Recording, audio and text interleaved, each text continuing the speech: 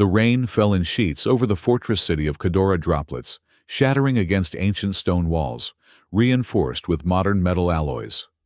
Torchlight flickered across the wet surfaces, casting elongated shadows that danced like specters from another world. The fortress stood as a testament to the convergence of old and new, a labyrinthine structure of traditional architecture, interwoven with contemporary elements, much like the culture it housed. Lady Era stood at her balcony, her azure skin gleaming in the dim light as she gazed down at the bustling marketplace below. Her slender fingers gripped the railing, betraying an inner tension that contradicted her outwardly composed demeanor. 6 generations of noble blood flowed through her veins, a lineage that commanded respect throughout Caldoria, and she wore that heritage like armor. Behind her, 5 maids moved with silent efficiency, each dressed in identical uniforms of deep purple trimmed with silver. They maintained a practiced distance, not too close to seem intrusive, not too far to be unavailable when needed. To the untrained eye, they appeared to be simple servants, but there was something in their synchronized movements and alert eyes that hinted at deeper complexities. Lady Era, one of the maids, spoke, her voice soft but clear. "The human ship has docked at the eastern port. Shall we prepare for potential interactions?" Era didn't turn. "No, Lena. I have no interest in Earth diplomacy today. Their crude metals and predictable technologies offer nothing of value to Cadora." Lena bowed, though her mistress couldn't see it, and retreated to rejoin the others. Among themselves, they exchanged silent glances, communication refined through years of service together. 10 miles away at the eastern port, EMTT Dunn stepped off his ship the Artemis and squinted against the unfamiliar combination of natural rainfall and artificial light. His weathered face bore the marks of years traversing the space lanes, delivering cargo between Earth and its ever-expanding network of allies. At 35, he'd seen enough alien worlds to avoid cultural faux pas, but Caldoria was new territory. "Just a refueling stop," he muttered to himself, pulling his jacket tighter around his shoulders as he scanned the bustling port for the refueling station. In and out. Maybe a sip of whatever passes for beer here. The makeshift trading post had been hastily assembled at the edge of the docking area, a collection of stalls and temporary structures, where off-worlders could exchange goods and services without venturing too deeply into Caldorian territory. EMTT spotted a glowing sign promising fuel cells and made his way toward it, navigating through clusters of locals whose blue-tinged skin and tall, lithe bodies marked them as distinctly non-human. The transaction for fuel was straightforward, conducted through a universal translator that rendered his Earth standard into passable Caldorian. With 2 hours to kill, while his ship's systems processed the new fuel, EMTT wandered toward what appeared to be a tavern, its entrance framed by ornate metal scrollwork that seemed at odds with the utilitarian nature of the port. Inside, the atmosphere shifted dramatically. The air hung heavy with unfamiliar spices, and the low murmur of conversation in multiple languages. EMTT found a seat at the counter, gestured to the bartender, and accepted whatever was placed before him, a thick, amber liquid that smelled faintly of cinnamon and engine oil. He was mid-sip when the tavern's ambient noise suddenly diminished. The doors had opened to admit a small procession, a blue-skinned woman of obvious high status, flanked by 5 identically dressed female attendants. Even without prior knowledge of Caldorian social hierarchies, EMTT recognized power when he saw it. The woman's elaborate attire and the deferential behavior of everyone around her spoke volumes. "Lady Era graces us with her presence," someone whispered nearby, and EMTT raised an eyebrow observing as the noblewoman and her entourage settled at a table in the corner, separate from the common patrons. The bartender leaned toward EMTT. "The Blue Houses rarely come to the Port District. You're witnessing something unusual, Earther." EMTT nodded, turning back to his drink. "Blue Houses. Noble families. Ancient bloodlines. Lady Era is one of the youngest house leaders inherited after her parents died in the Schism Wars. She's..." particular about maintaining proper distance from foreigners. That explained the separate table and the subtle barrier of empty space that patrons maintained around her group. EMTT shrugged and returned to his drink unconcerned with local politics. He had cargo to deliver to the Centauri system after this stop, and noble Kaldorian women were far outside his sphere of relevance. Fate, however, had other plans. As EMTT rose to leave, he accidentally bumped into a server carrying drinks to Lady Era's table. The collision sent a cascade of colorful liquids across the floor. EMTT immediately crouched to help clean up, apologizing profusely. "No harm done," he said, offering a disarming smile to the server, who looked terrified. "I'll cover the cost of the drinks." A cold voice cut through the ensuing silence. "You believe currency compensates for disrespect?" EMTT looked up to find Lady Era standing over him, her golden eyes narrowed in displeasure. Up close, the intricate patterns on her skin were visible subtle swirls of darker blue that seemed to shift with her movements. "No disrespect intended, ma'am," EMTT said, straightening to his full height, which still left him looking up at the Kaldorian noblewoman. "It was an accident. Your carelessness interrupted a ceremonial toast." Era set her voice, carrying an edge that sliced through the pretense of civility. "In Cadora, intentions matter less than consequences." EMTT's diplomatic instincts kicked in. "Then, I sincerely apologize for the consequences of my actions. If there's a customary way to make amends." A murmur rippled through the tavern, and EMTT realized he'd somehow made things worse. One of Era's maids stepped forward and whispered something in her ear, but the noblewoman raised a hand to silence her. "You speak of our customs while demonstrating complete ignorance of them," Era said. "Such presumption compounds the original offense." EMTT felt his patience wearing thin. "Look, I've apologized and offered to pay for the drinks. If there's some special ritual or compensation required, just tell me. Otherwise, I've got a schedule to keep." The tavern fell deadly silent. One of the maids, the one who had tried to intervene, closed her eyes briefly, as if pained by his response. When Era spoke again, her voice had dropped to a dangerous whisper. "Durak." A single word spoken with such command that it seemed to vibrate the very air. From behind the group of maids emerged a figure that EMTT had somehow missed until now, a male Kaldorian of immense proportions. Standing over 8 feet tall with broad shoulders encased in ceremonial armor, Durak moved with surprising grace for his size. His blue skin was a shade darker than Era's, and elaborate tattoos covered every visible inch, telling stories that EMTT couldn't begin to decipher. "My champion will address this matter," Era said, stepping back as Durak approached. "As is tradition." EMTT's hand instinctively moved toward the utility knife at his belt, a reflexive action born from years of traversing sometimes hostile territories. "I don't want any trouble." "Yet you have found it," Era replied coldly. "Durak stands as my honor embodied. Your disrespect to me is disrespect to him. In Caldoria, only blood cleanses such stains." The bartender had materialized at EMTT's side. "She's invoked the old laws, Earther. Durak is challenging you to ritual combat." "What? That's insane. I bumped into a waiter." "And then dismissed her authority," the bartender added quietly. "Fatal mistake in Cadora."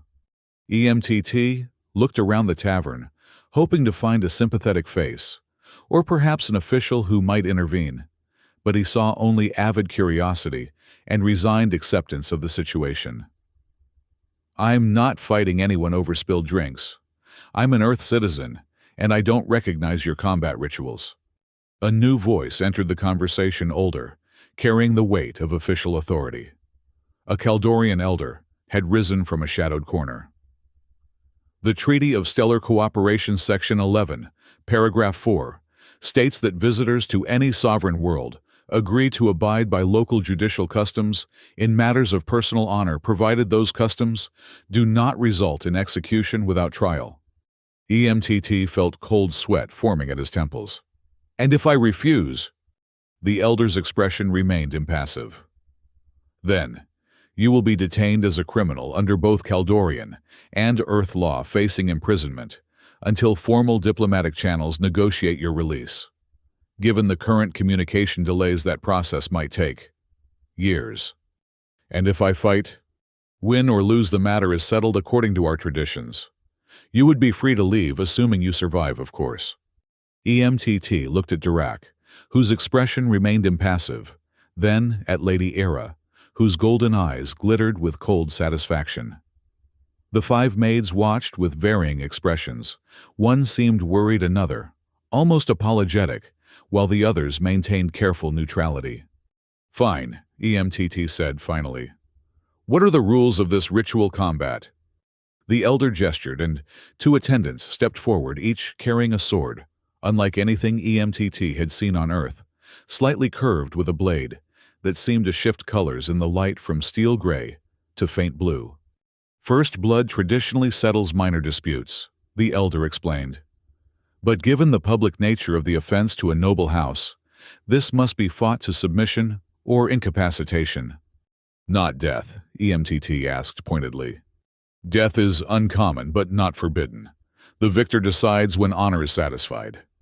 That at least gave EMTT some hope. He had no intention of killing anyone, and perhaps this Dirac would be similarly inclined toward mercy. Still, as he accepted one of the swords, testing its unfamiliar weight and balance, he couldn't shake the feeling that he'd stumbled into something far more complicated than a simple cultural misunderstanding. The tavern was quickly rearranged, tables pushed back to create an impromptu fighting circle. The rain outside had intensified, drumming against the roof in a rhythm that matched EMTT's accelerating heartbeat. The elder stood at the edge of the circle, arms raised. "The challenge has been issued and accepted. Let honor be served." And with that, Dirac moved. For someone of his size, the champion's speed was shocking.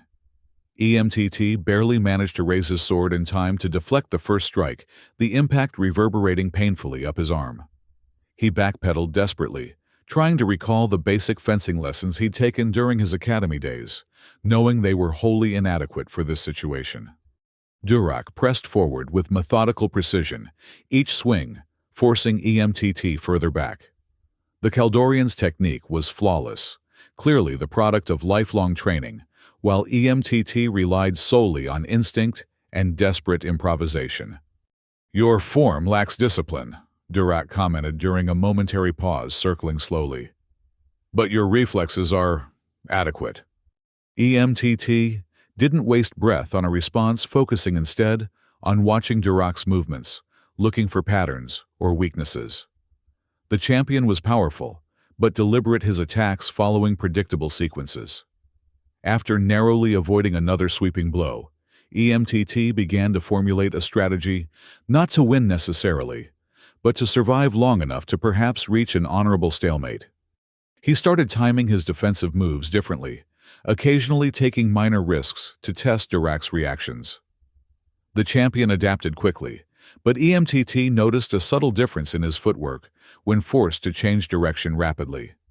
A slight hesitation, a fractional loss of balance, nothing obvious but potentially exploitable. The fight continued for several minutes, with EMTT gradually shifting from pure defense to a more strategic approach. He began incorporating feints and misdirections, forcing Dirac to adjust his movements more frequently. Though still clearly outmatched, EMTT was no longer simply reacting. He was beginning to direct the flow of combat, if only slightly. From the corner of his eye, he caught glimpses of the audience. Lady Era watched with cold detachment, though one of her maids, the one who had tried to intervene earlier, showed visible concern. The other patrons observed with the intensity of those witnessing something unprecedented. EMTT's momentary distraction cost him. Dirac's blade sliced across his upper arm, drawing first blood. The pain was sharp but manageable, and EMTT forced himself to maintain his stance rather than reflexively grab at the wound. "First blood to Dirac," announced the elder. "The combat continues." Dirac inclined his head slightly, a gesture that might have been respect. "You have endured longer than most challengers, Earther. You may yield now with minimal dishonor." EMTT considered the option. Yielding meant accepting whatever judgment Lady Era deemed appropriate, which likely wouldn't be favorable given her evident disdain. Fighting on risked more serious injury, but offered at least the possibility of a more equitable resolution. "I appreciate the offer," EMTT replied, adjusting his grip on the sword, "but I think we're just getting started." Something flickered in Durak's eyes. Surprise, perhaps, or a reevaluation. The champion nodded once, then resumed his attack with renewed intensity. EMTT found himself driven back again, but now he was actively looking for the opening he needed, the moment when Durak's confidence might translate into overextension. It came after a particularly aggressive series of strikes. Durak, perhaps growing impatient with EMTT's continued resistance, committed fully to a powerful diagonal slash. EMTT, instead of retreating, as he had been, stepped into the attack at an angle, letting Durak's blade slide past him while bringing his own sword up in a desperate counter. The move was reckless, born of necessity rather than skill, but it worked. EMTT's blade caught Durak across the midsection, cutting deeper than he had intended. There was a moment of stunned silence as everyone, including EMTT, processed what had happened. Then, Durak looked down at the gaping wound, his expression more surprised than pained. His sword clattered to the ground as both hands moved to his abdomen, failing to contain the blue blood that now poured freely. The champion's knees buckled, and he collapsed with a heavy thud that seemed to shake the very foundations of the tavern. The crowd gasped collectively as Durak's body separated, where the blade had cut, revealing the true extent of the damage. EMTT stood frozen, sword still extended, unable to fully comprehend what he had done. He had not meant to strike so grievously, had not believed himself capable of it yet. There lay Durak, literally cut in half blue blood, mixing with the water tracked in from the rain outside. The silence stretched for several heartbeats before being broken by a sound EMTT would never forget: Lady Era's sharp intake of breath, followed by a keening wail that seemed to contain grief, rage, and disbelief in equal measure. Her maids moved to support her, as she swayed, her golden eyes fixed on the fallen champion. EMTT lowered his sword, his voice barely audible. "I didn't mean to." "Silence," the elder commanded, stepping into the circle. He knelt beside Durak, examining the wound with clinical detachment before rising again. "The challenge is concluded. The Earther stands victorious." "Victorious," EMTT echoed, horror evident in his tone. "I just killed a man over spilled drinks." "You defended your honor against a formal challenge," the elder corrected. "And in doing so, you have earned certain rights under the ancient laws of Caldoria." EMTT shook his head, struggling to focus, as shock threatened to overwhelm him. "I don't want any rights. I want to pay for the funeral, apologize to Lady Era, and leave this planet as soon as possible." A murmur ran through the crowd, and the elder raised a hand for silence. "The old laws are explicit, Earther. By defeating Lady Era's champion in formal combat, you now hold legal claim to her and her household attendants." EMTT stared at the elder, certain he had misheard or misunderstood. "Legal claim. What does that mean exactly?"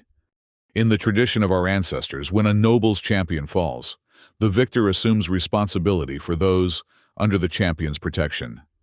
Lady Era and her 5 maids are now legally bound to you as concubines." "Concubines." EMTT's voice rose in disbelief. That's slavery. It's barbaric and illegal under every civilized legal code in the galaxy."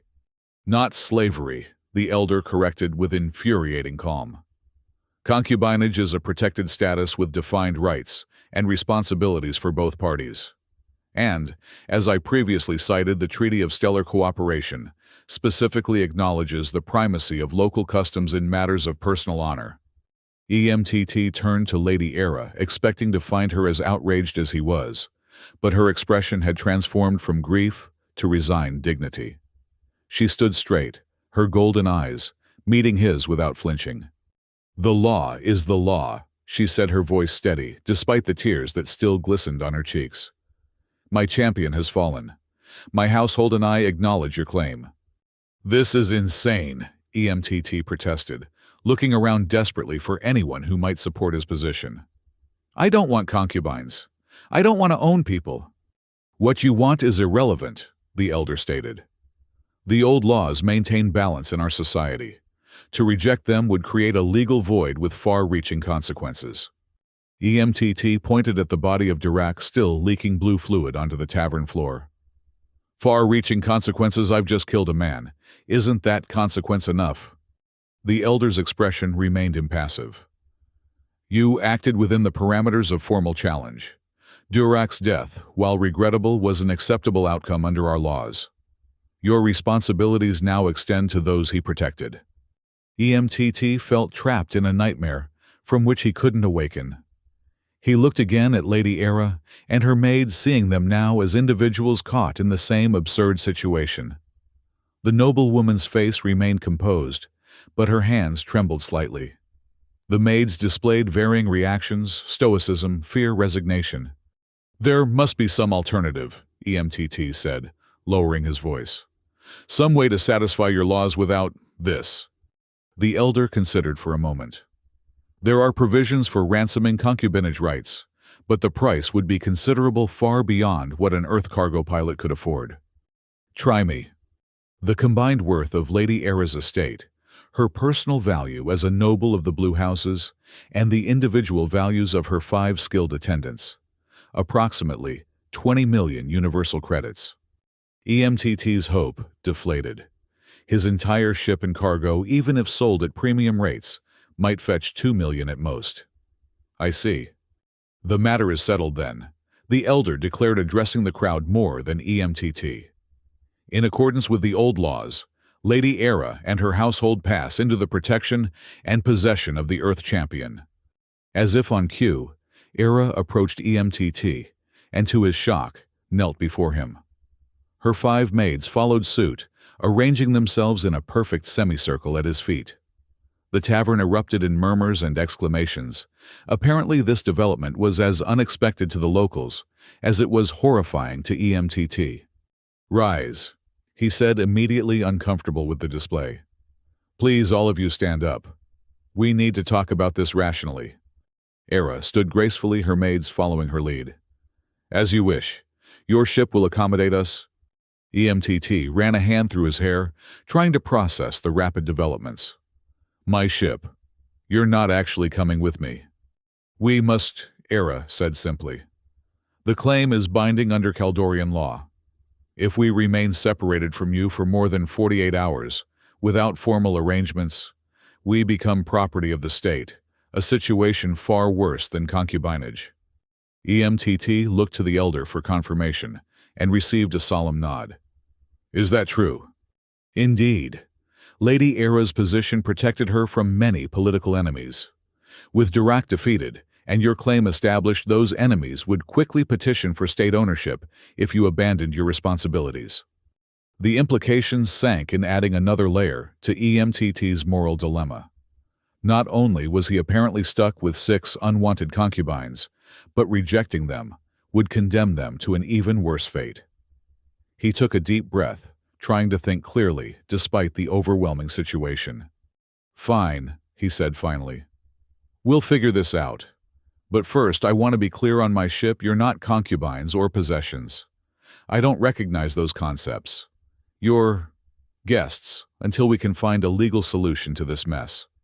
Era's expression remained unreadable, but one of her maids, the one who had shown concern during the fight, offered a small, cautious smile.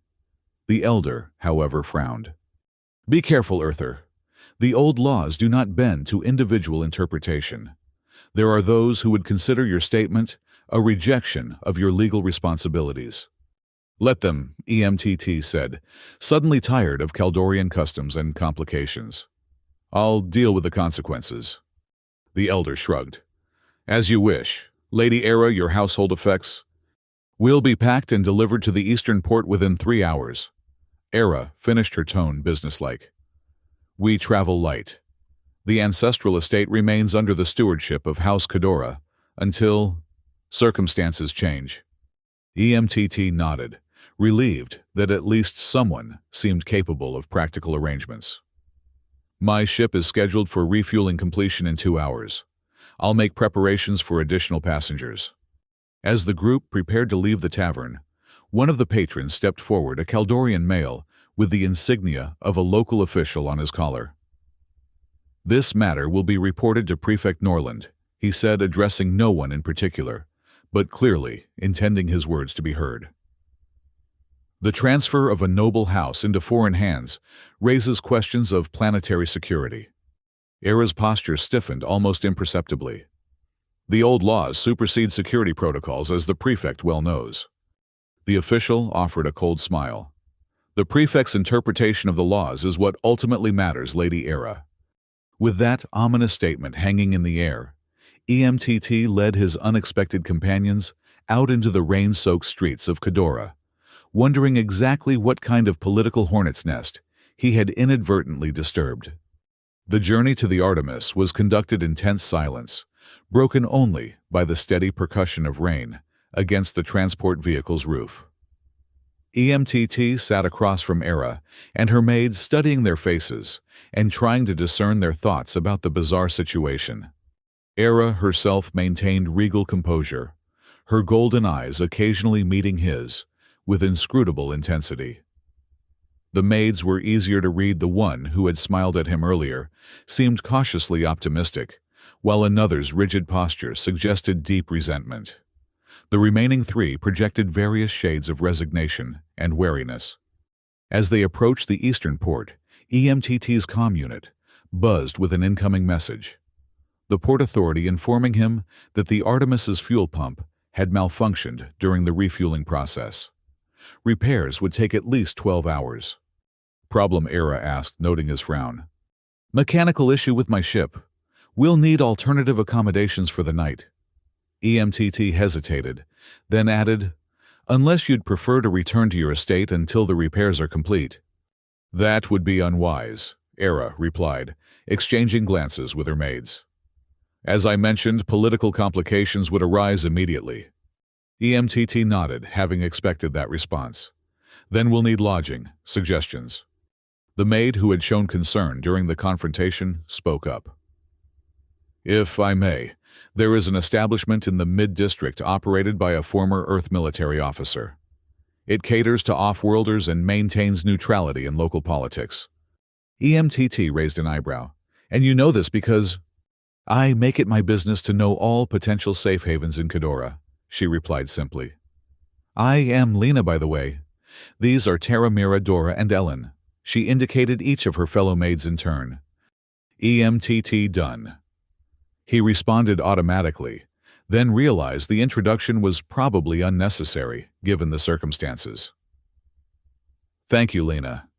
This Earth Veterans Place sounds like our best option." The transport diverted toward the Mid-District, navigating through increasingly narrow streets, as they moved from the port zone into the more densely populated city proper. EMTT noted the architecture becoming more traditionally Kaldorian, spires and domes constructed of a material that seemed to absorb and refract light, simultaneously creating a subtle glow, even in the gray downpour. The establishment, when they reached it, looked more like a fortress than an inn. Heavy metal doors were set into thick stone walls, and small, narrow windows suggested a concern for security over scenic views. A weathered sign displayed both Kaldorian script and English, Harding's Haven. Inside, the atmosphere was surprisingly warm, both literally and figuratively. A massive fireplace dominated one wall, its flames casting dancing shadows across a common room filled with an eclectic mix of furniture from various worlds. Behind a solid wooden counter stood a heavy-set human male with a grizzled beard and the unmistakable bearing of former military. "Harding?" EMTT asked as they approached. The man assessed the group with practiced efficiency, his eyes lingering briefly on Lady Era before returning to EMTT. "That's right. You've brought interesting company, Earther." "It's a long story." "Always is." Harding reached beneath the counter and produced a tablet. "How many rooms?" EMTT hesitated, suddenly confronted with the practical implications of their situation. That's complicated. Understanding dawned in Harding's eyes, and he leaned forward, lowering his voice. Ah, one of those stories. Champion's Challenge. How did you... Been on this rock 15 years. You learn to recognize the signs. Harding straightened, speaking in a normal tone again. I have a private wing, 3 adjoining rooms with a common sitting area. Secure, soundproofed, and equipped with anti-surveillance measures. Costs extra, but worth it if privacy matters. It does, EMTT confirmed, relieved to find someone who seemed to understand the delicacy of their position without requiring a full explanation. We'll take it. While Harding processed the transaction, EMTT noticed Lady Era examining the common room with subtle curiosity. Despite her earlier disdain for Earth diplomacy, she seemed genuinely interested in the various artifacts and memorabilia that decorated the walls, remnants of Harding's military career and subsequent travels. First time in an Earth establishment? EMTT asked quietly. Era's expression closed slightly. The Blue Houses maintain certain restrictions on interaction with off-world cultures. Yet here you are. Indeed, a ghost of a smile touched her lips. Fate has a peculiar sense of humor. Before EMTT could respond, Harding returned with access cards for their rooms. Wing 7 upper level. Meals can be delivered or taken in the common dining room. Anything else you need? Information, EMTT said. About Prefect Norland. Harding's expression darkened. Not a conversation for the front desk. I'll join you in your quarters in an hour after the dinner rush. The private wing exceeded EMTT's expectations, spacious, well-appointed, and with subtle security features that his cargo pilot's training allowed him to recognize. The sitting area formed a central hub with doors leading to 3 bedrooms of varying sizes. Era naturally gravitated toward the largest, her maids efficiently distributing their limited personal belongings among the remaining spaces.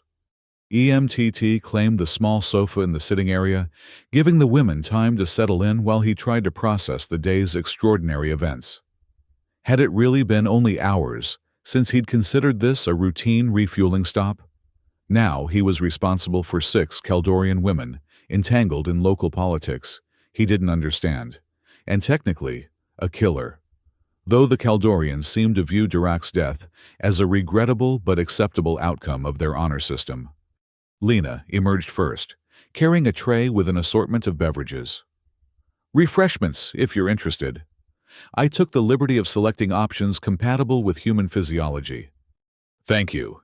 EMTT accepted a cup of something that resembled tea, its aroma pleasantly herbal. Lena, can I ask you something directly? She inclined her head. Of course. How do you really feel about this situation? About suddenly being bound to a stranger because of some ancient law? Lena considered the question, her expression thoughtful. The old laws have governed Caldoria for millennia. They seem archaic to outsiders, but they provided stability during our most turbulent periods. She paused. That said, I am not displeased with this development. Not displeased, EMTT echoed, surprised. Lady Era's position has been politically precarious since her parents' deaths. Durak provided protection through his reputation, but there have been increasing pressures from rival houses, particularly Prefect Norland's faction. Your claim, while unexpected, offers a new form of protection. EMTT frowned. I'm just a cargo pilot. I have no political influence here. You're an Earth citizen, who now holds legal claim to a Kaldorian noble and her household, Lena countered. That creates diplomatic complications that even Norland must navigate carefully. Before EMTT could pursue this line of thought, Era emerged from her room, having changed from her elaborate formal attire into simpler garments that nonetheless maintained an air of nobility. The other maids followed each, having similarly modified their appearance to attract less attention. You've been discussing our predicament, Era asked, settling into an armchair opposite EMTT. Trying to understand it, he replied, and trying to figure out our next steps. The immediate step is clear. We must leave Dora as soon as your ship is repaired. And go where Earth I don't think our legal system is equipped to handle this situation. Era's golden eyes fixed on him with unnerving intensity.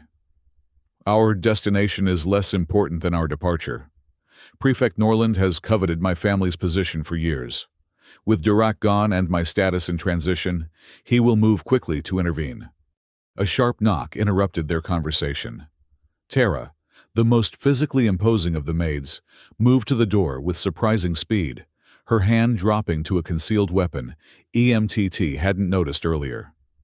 After checking the security view screen, she relaxed slightly and admitted Harding. The innkeeper entered, carrying a bottle and glasses, which he set on the central table before taking a seat without invitation. "Thought you might need this," he said, pouring a measure of amber liquid into each glass. "Genuine earth whiskey. Helps with Caldorian culture shock." EMTT accepted a glass gratefully. "You mentioned information about Norland." Harding's expression sobered. Caleb Norland, appointed prefect of the Eastern Territories 3 years ago, after the previous administrator died, under suspicious circumstances. Ambitious, ruthless, and with a particular interest in acquiring artifacts from the pre-schism era. His gaze shifted to era. Including rumor has it certain items in the possession of the Blue Houses. Era's posture stiffened.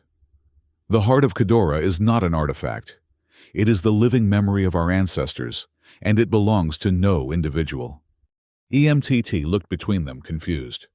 The heart of Khadora. After a moment's hesitation, Era reached into a hidden pocket and withdrew a small cube that seemed to glow from within its surface, shifting between various shades of blue. "This is what Norland truly desires. My claim to it as head of my house is the only thing that has prevented him from seizing it outright." Harding leaned forward, his eyes fixed on the cube with undisguised fascination. "I've heard stories, but never thought I'd see it." He turned to EMTT. "The heart is supposedly a repository of ancestral memories, some say genetic information, that shaped the evolution of the Caldorian people. Legend claims it grants special abilities to those who can attune to it." "Legend exaggerates," Era said, returning the cube to its hiding place. "But not entirely without foundation. The heart contains genomic sequences from our earliest ancestors, preserved through technology, lost during the schism. It allows for genetic alignment across generations, maintaining the purity of the Blue Houses." She paused. "Norland believes it can do more, that it can accelerate evolution or grant enhanced abilities. He has spent years researching similar artifacts with limited success." "And now he thinks your change in status might give him an opening," EMTT concluded. "Precisely. The old laws are complex regarding hereditary artifacts when a house transfers through challenge." Harding drained his glass and stood. "Which means you need to be gone before he can build a legal case. I'll put out some feelers, see if I can expedite the repairs on your ship. In the meantime, keep a low profile. My security's good, but Norland has informants everywhere." After the innkeeper left, a heavy silence descended on the group. EMTT studied the women who had so suddenly become his responsibility, trying to gauge their thoughts. Era remained composed, but alert like a chess player, calculating multiple moves ahead. The maids displayed their individual reactions to the mounting tension. Tara vigilant, Lena. Thoughtful Dora, quietly observing everything, Mira and Ellen exchanging worried glances. "We should rest," EMTT suggested finally. "Tomorrow we'll check on the ship repairs and plan our next move." Era nodded agreement. "A wise suggestion. The day has been eventful." As they prepared to retire to their respective rooms, EMTT found himself wondering how many more surprises this routine refueling stop had in store. Little did he know that the events of the day were merely the prelude to a much more complex and dangerous situation. The night passed without incident, but EMTT slept poorly, his dreams haunted by images of Dirac's body splitting apart and blue blood pooling on rain-slicked floors. He rose early, finding the sitting area already occupied by Lena and Dora, engaged in quiet conversation that ceased when he appeared. "Good morning," he offered, trying to establish some semblance of normalcy. Indeed, Lena replied with a small smile. Harding sent word your ship's repairs are progressing, but will require specialized parts from the Central District. How long? At least another day, possibly two. EMTT sighed, running a hand through his disheveled hair. Not what I wanted to hear. There's more, Dora said, speaking directly to him for the first time. Her voice was lower than Lena's, with a subtle accent that suggested she had learned Earth Standard later in life. My contacts in the government district report increased activity around Prefect Norland's offices. He's convened his legal advisors and military staff. EMTT raised an eyebrow. Your contacts? A ghost of a smile touched Dora's lips. Lady Era's household maintains various information networks. I oversee certain discrete channels. Meaning you're her spy master. I prefer intelligence coordinator, Dora corrected, but didn't deny the assessment. Regardless, Norland is moving faster than anticipated. We should expect formal intervention within 24 hours. The implications sank in as the others gradually joined them. Era emerging last, every bit as composed and regal in the morning as she had been the previous day, despite the circumstances. Norland has accelerated his timeline. EMTT informed her, summarizing Dora's report.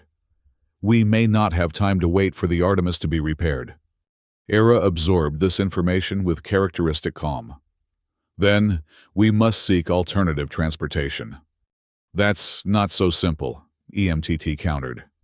Commercial flights require extensive documentation, which would immediately alert Norland's people. And I can't exactly steal a ship. Perhaps, Harding's voice came from the doorway, where he stood with a tray of breakfast items. You're focusing on the wrong problem. All eyes turned to the innkeeper as he set down the tray and continued. The issue isn't getting off planet. It's neutralizing Norland's claim before it reaches the formal legal system. He looked directly at Era. You know what I'm suggesting. Era's expression tightened almost imperceptibly. The vault. Vault, EMTT asked, looking between them. Harding gestured for Era to explain, which she did, after a moment's hesitation.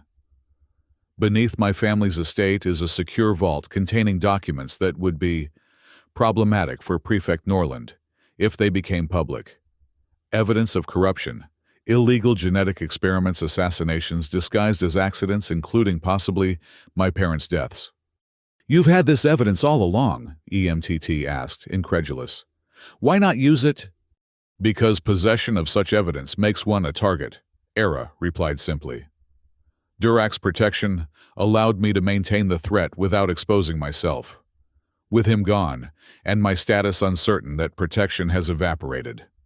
Which is why, Harding interjected, we need to retrieve those documents now before Norland moves to secure the estate.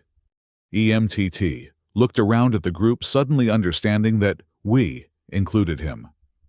You want me to help break into a noble's vault on a planet where I've already killed one person and acquired 6 unwanted concubines. That's your plan. It's not breaking in if you're the legal claimant to the estate, Lena pointed out. Under the old laws, all Lady Era's possessions transferred to you upon Durac's defeat, including evidence that could bring down a planetary prefect, EMTT said, flatly. Perfect. Just what I needed to make the situation more complicated. Era's golden eyes fixed on him with unexpected intensity. I understand your reluctance. You've been drawn into a conflict not of your making. But consider this, Norland will not stop pursuing me, the heart, or now you, regardless of whether we retrieve the documents. At least with them, we gain leverage. EMTT knew she was right, but that didn't make the prospect any less daunting. Fine. How do we do this? The planning session that followed revealed new dimensions to each of the women. Era, despite her aristocratic demeanor, possessed intimate knowledge of Dora's security systems and underground passages. Lena, it turned out, was not merely a maid, but a skilled engineer capable of bypassing most electronic safeguards. Tara's background as a former military operative explained her perpetual vigilance, while Dora's intelligence network provided crucial information about guard rotations and surveillance patterns. Even the quieter Mira and Ellen contributed, offering detailed knowledge of the estate's layout and daily routines. By midday, they had formulated a plan. Dora would use her contacts to arrange for a temporary disruption in the estate's security systems. Lena, EMTT, and Tara would infiltrate through a maintenance tunnel accessing the vault, while Era, Mira, and Ellen created a distraction by appearing at a public event across town.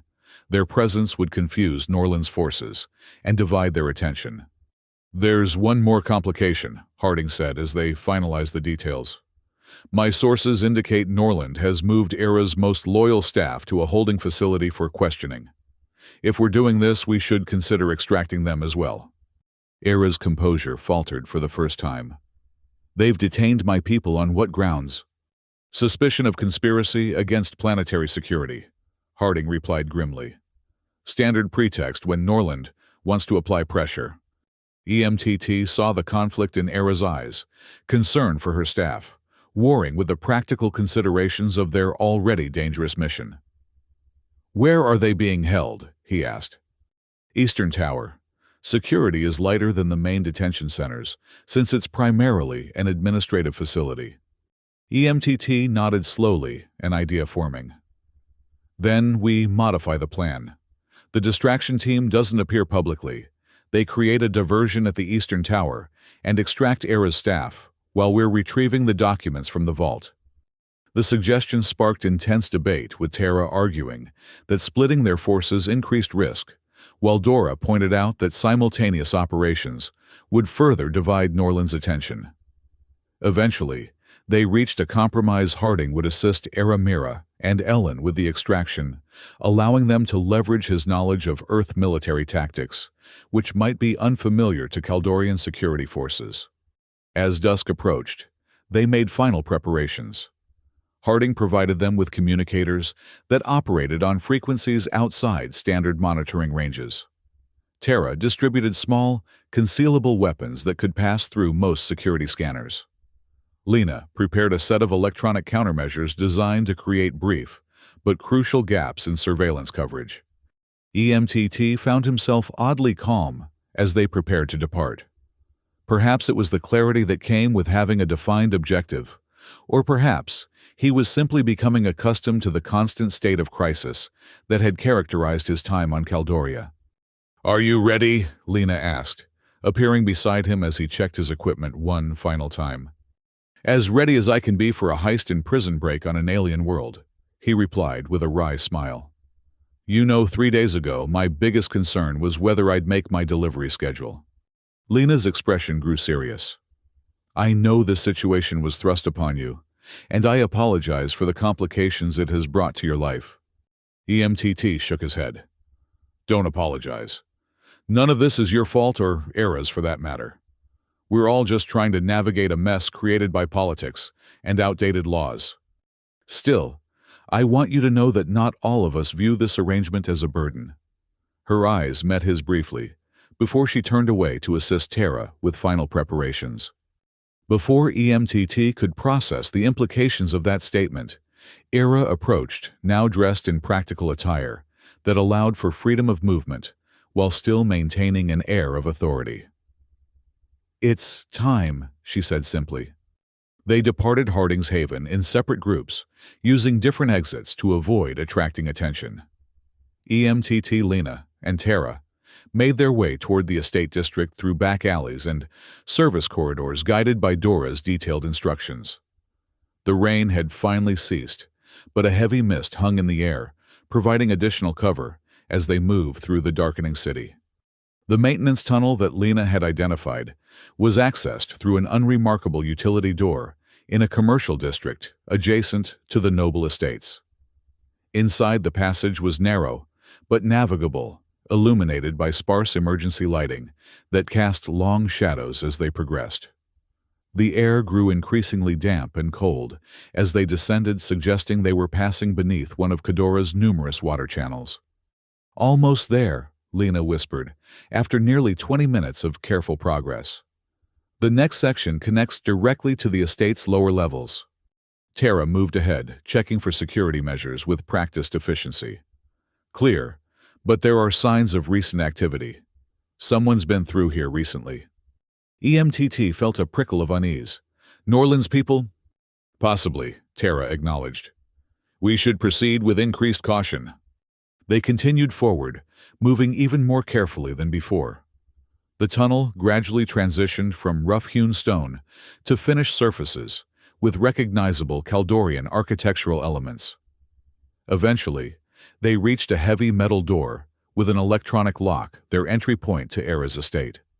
Lena approached the panel, attaching a small device from her kit. This will take a moment. It's designed to mimic authorized access, rather than force entry, which should avoid triggering alarms. EMTT and Tara position themselves to provide cover, acutely aware of their vulnerability in the confined space. The seconds stretched into minutes as Lena worked her expression, betraying growing concern. Problem, EMTT asked quietly. The security protocols have been modified recently, she replied, her fingers moving rapidly over her device. Someone has implemented additional layers, more sophisticated than standard Kaldorian systems. Norland. No, Lena said, a note of surprise in her voice. These are Earth-based algorithms, military grade. The implication hung in the air between them. Someone with access to advanced Earth security technology was working with or for the forces aligned against them. The complication added new urgency to their mission. After several tense minutes, Lena's device emitted a soft chime, and the door's locking mechanism disengaged with a barely audible click. "We're in," she whispered. "But they'll know. This level of security includes breach notification." "How long do we have?" Tara asked, already moving to secure the area beyond the door. 10 minutes, perhaps 15, if their response team is stationed at the main security hub. Then we move fast, EMTT said, checking his communicator to ensure their signal was still secure. Directly to the vault, no detours. They progressed through dimly lit corridors that bore evidence of recent abandonment. Slight disarray in rooms visible through open doors. Personal items left behind during a hasty evacuation. The estate felt like a place frozen in time, suspended between its former life as a noble residence and whatever Norland intended for it. Guided by Era's detailed instructions, they navigated to a seemingly ordinary storage room on the second sublevel. Lena identified the concealed access panel, exactly where Era had described it, behind a decorative wall, hanging featuring ancestral symbols of the Blue Houses. As Lena worked to unlock this final barrier, EMTT's communicator vibrated the signal that the distraction team had begun their operation at the Eastern Tower. If all was going according to plan, Harding would be leading Era, Mira, and Ellen through the administrative wing, while security forces responded to a series of false alarms on the opposite side of the building. The vault door slid open, revealing a surprisingly small chamber dominated by a central pedestal. On it rested what appeared to be a traditional Kaldorian record crystal, a data storage device roughly the size of EMTT's palm, its surface etched with intricate patterns that glowed faintly in the dim light.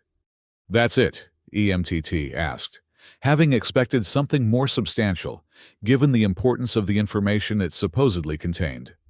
Kaldorian data crystals can store immense amounts of information, Lena explained, carefully lifting the device and securing it in a specialized container. This one likely contains decades of surveillance and intelligence gathering. "Time to go," Tara said tersely, from her position at the door. "Security systems are cycling. They're running diagnostics, which means they've detected something unusual." They retraced their steps with increased urgency, encountering no resistance until they reached the final corridor before the maintenance tunnel entrance. There, 2 Kaldorian security officers were examining the door they had passed through earlier, their postures indicating alert suspicion, rather than certain knowledge of intruders. Tara signaled for them to hold position, then gestured toward an adjacent corridor, an alternate route. As they carefully backed away, EMTT's boot scraped against a loose tile, producing a sound that seemed impossibly loud in the tense silence. Both officers turned immediately, drawing weapons and calling out a challenge in Kaldorian. Tara reacted with practiced efficiency, firing her stunner twice in rapid succession. Both officers collapsed before they could respond, but the damage was done within seconds. Alarms began to sound throughout the estate. "Run," Tara ordered, already moving toward their alternate escape route. "We have perhaps 2 minutes before reinforcements arrive." They abandoned stealth for speed, racing through corridors and down staircases, toward a service exit that Dora had identified as their emergency extraction point. Behind them, they could hear the sounds of pursuit boots on stone orders being shouted, the distinctive hum of Kaldorian energy weapons powering up. As they burst into a small courtyard, the communicator vibrated again, 3 short pulses, the signal that the extraction team had encountered complications. No details, just the warning that the rendezvous might be delayed. "We can't wait," Lena said, scanning the courtyard for threats. "If we're captured with this data—" "I know," EMTT cut her off, making a quick decision. "New plan. We split up. Lena, you take the data crystal and head directly to Harding's. Tara and I will create a diversion, then circle around to assist the extraction team."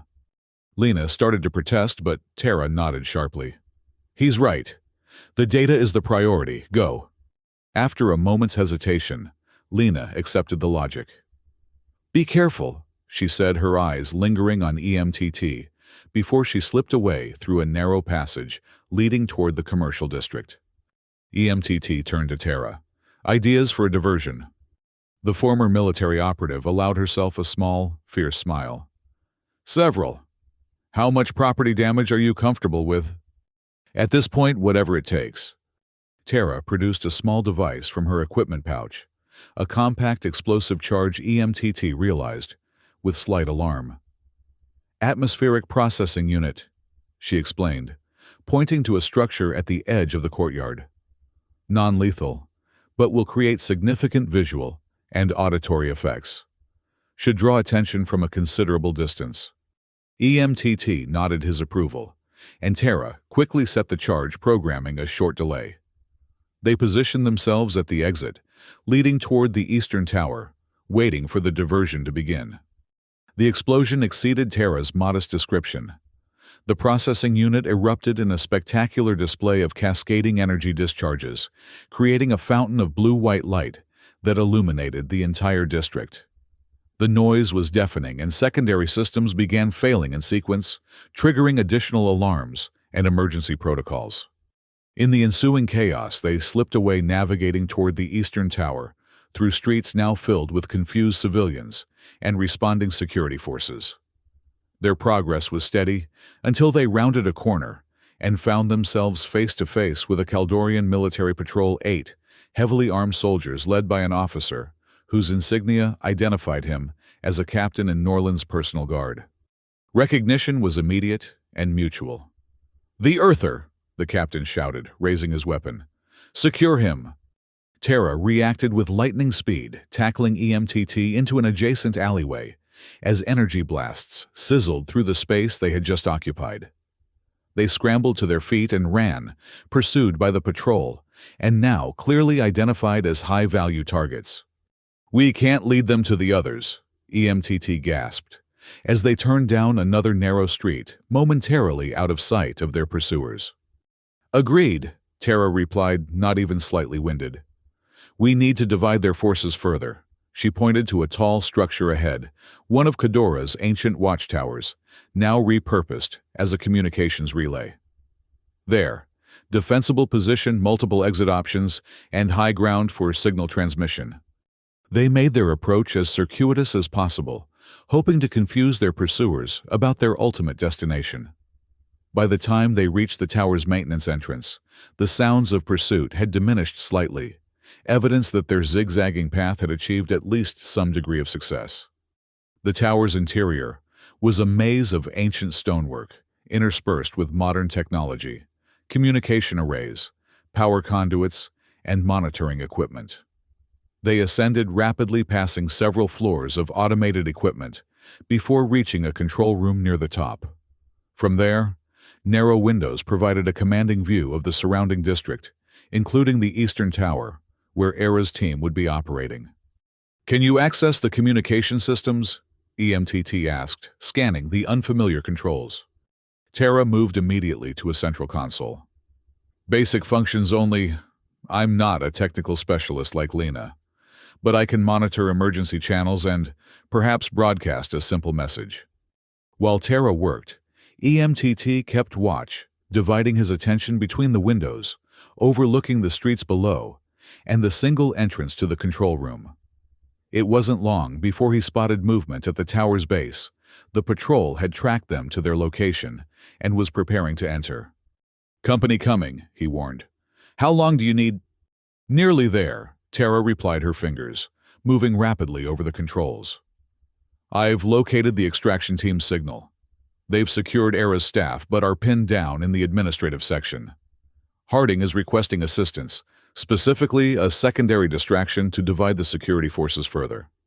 EMTT assessed their limited options. "I think we're about to provide that distraction whether we want to or not. Can you send them our location? Let them know we're drawing forces away." Tara nodded, transmitting the information just as the first sounds of pursuit echoed up the stairwell. She moved away from the console and drew her weapon. "We should prepare for combat."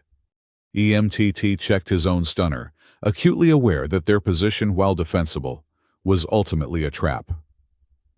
"Any suggestions for when they reach us?" Before Tara could respond, the tower's entire structure vibrated as something heavy impacted against the exterior wall. A second impact followed, and a section of the ancient stonework crumbled, creating an unplanned opening several meters wide. Through the breach hovered a Kaldorian transport vehicle, a flying platform typically used for construction or maintenance, now apparently repurposed for rescue operations. At the controls stood Dora, looking uncharacteristically disheveled, but intensely focused. "Need a lift," she called over the roar of the vehicle's engines. They didn't hesitate, leaping from the damaged wall onto the platform, as energy blasts from the pursuing patrol began to pepper the control room. Dora immediately banked away, accelerating toward the less densely populated outskirts of the city. "The others?" EMTT asked, urgently as they stabilized on the platform. "Safe," Dora confirmed. Harding proved surprisingly effective. All staff extracted minimal casualties, none on our side. They're proceeding to the secondary rendezvous point. "And Lena?" "No communication since she separated from you, but no alerts indicating capture either. If she maintained her projected course, she should reach Harding's Haven within the hour." EMTT allowed himself a moment of cautious relief. Against considerable odds, their dual operations appeared to have succeeded. They had the data Crystal Era's loyal staff had been rescued, and thus far, they had avoided any direct confrontation with Norland himself. That last piece of good fortune, however, was about to change. As Dora guided the transport toward the rendezvous coordinates, a larger vehicle suddenly appeared in their path, a sleek, official craft, bearing the insignia of the Eastern Prefecture. It maneuvered to block their progress, forcing Dora to execute a sharp, evasive turn that nearly threw them from the open platform. "Prefect's personal transport," she informed them grimly. "He's taking a direct hand rather than operating through proxies." The pursuing craft was faster and more maneuverable than their commandeered maintenance platform. Within minutes, it had forced them to ground in an abandoned industrial zone, a field of massive derelict processing equipment from Kedora's early industrial era. As they abandoned the platform and sought cover among the rusting machinery, EMTT caught his first glimpse of Prefect Norland as he emerged from his vehicle, flanked by 4 guards in ceremonial armor reminiscent of Diracs. The prefect himself was tall, even by Kaldorian standards, with unusually pale blue skin that bordered on gray. His attire combined traditional noble elements with military styling, and a ceremonial sword hung at his side, not merely decorative judging by his confident bearing. "Earther." Norland's voice carried easily across the open space between them. "You have interfered in planetary affairs and violated multiple security protocols. Surrender now, and your punishment will be mitigated in acknowledgement of your foreign status. EMTT remained hidden, signaling Tara and Dora to maintain silence as well. They needed time for the others to secure themselves at the rendezvous time for Lena to deliver the data crystal to safety. Norland continued his tone, shifting from official to conversational. I understand your confusion, EMTT done. Our customs must seem archaic to an Earther. The concubinage laws in particular, a troublesome anachronism, wouldn't you agree? The prefect paced slowly, his guards maintaining formation around him. I'm prepared to offer you a solution, a formal nullification of your claim to Lady Era and her household. You would be free to depart Caldoria without further obligation or legal entanglement. It was a tempting proposition on the surface, exactly what EMTT had initially wanted. But he had seen enough of Caldorian politics to recognize the offer for what it was, a trap. If he relinquished his claim, Era and her household would revert to state control directly into Norland's hands. What I require in exchange is simple, Norland continued when no response was forthcoming. The heart of Cadora. Era has undoubtedly shown it to you by now, explained its significance. Perhaps she even told you the legends about its capabilities. The prefect's voice took on an edge of genuine passion. What she didn't tell you is that the heart is more than a repository of ancestral memories. It's the key to Caldoria's future. EMTT glanced at his companions. Tara's expression remained impassive, focused on tactical considerations, but Dora showed clear alarm at Norland's words. The heart contains genomic sequences that could revolutionize our understanding of biological optimization. The prefect explained, still scanning the derelict equipment for signs of their location. Properly utilized, it could eliminate genetic vulnerabilities, enhance desirable traits, perhaps even unlock dormant abilities within our species. Era's family has selfishly hoarded this potential for generations, using it only to maintain their precious bloodlines. EMTT had heard enough. He signaled to Tara and Dora, indicating a path that would allow them to circle around and potentially reach Norland's unattended transport. As they began to move, however, one of the guards detected their movement and fired a warning shot that impacted a metal structure inches from EMTT's head.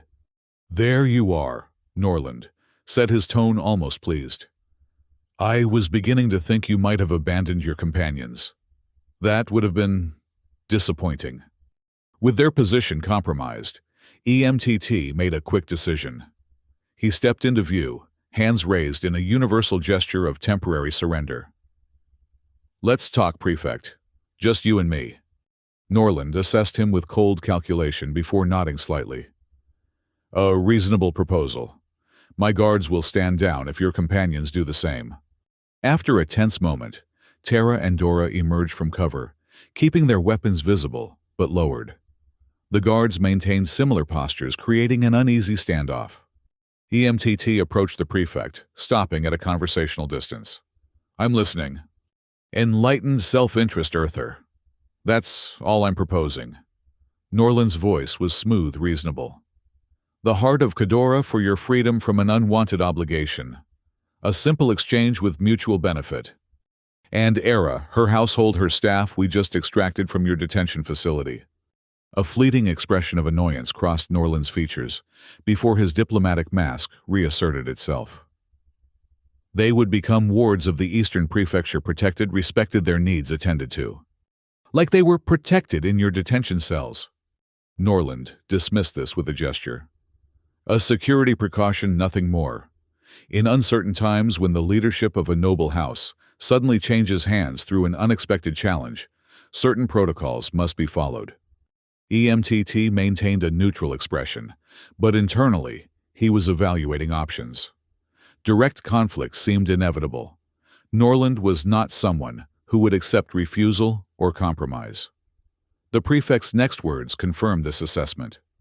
I should mention, Norland added, his tone hardening, that while we're having this civilized discussion, my forces are converging on Harding's Haven. Your friend Lena will find her reception committee quite thorough.